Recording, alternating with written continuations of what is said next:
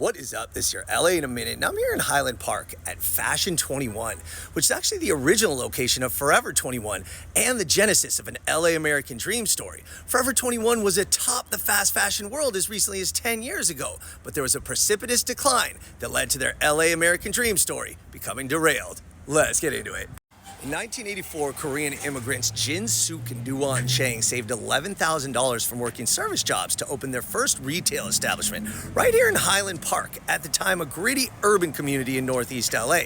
The store was 900 square feet and catered to a mostly male, mostly Korean American clientele, and they called it Fashion 21. Now, the couple had an advantage. Jin Suk had been a hairdresser in South Korea and had a knack for spotting trends, especially trends that were easy to copy that people would love. This planted the seeds for what would become fast fashion. In their first year in business, they grossed $700,000 in sales.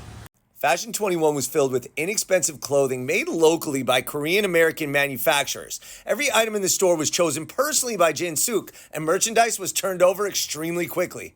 The items that were new, hot, and trendy were moved to the front of the store. Whatever didn't sell was taken out. Industry analytics estimated that Fashion 21 turned over 20% of their stock every week, a rate more than twice as high as other retailers. In 1989, Fashion 21 took a big chance and opened their first mall store in Panorama City at the Panorama Mall. From there, it was off to the races. People couldn't get enough of the quick, trendy turnaround, and Fashion 21 started opening up store after store, eventually having hundreds of locations throughout the United States and opening up their first international location in Edmonton in 2001. By then, they were officially Forever 21, and they had more than 500 stores and were a dominant player in the fashion industry globally.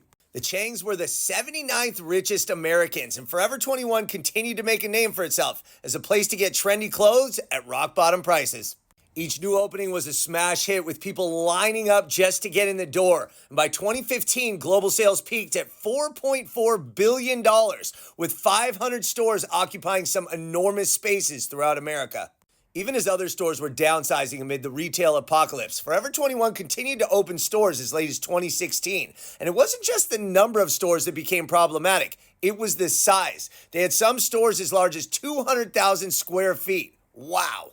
And it wasn't just the high rent and number of stores that blindsided Forever 21. Increased competition from Zara and H&M and other big players in the fast fashion segment led to increased competition that dropped Forever 21 sales by 25%. And the negative hits just kept coming. Forever 21 faced labor rights issues, environmental concerns, copyright accusations, and more than anything, the global expansion in fast fashion. In 2019, the company experienced a 32% drop in sales, and the privately held company filed for Chapter 11 bankruptcy.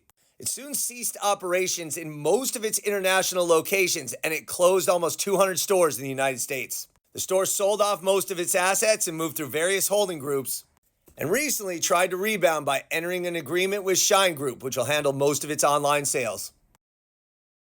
So as soon as Forever 21 reached the apex, their LA American dream story was derailed. But they still exist, and it all started right here in Highland Park as Fashion 21. All right, LA, it's been a minute.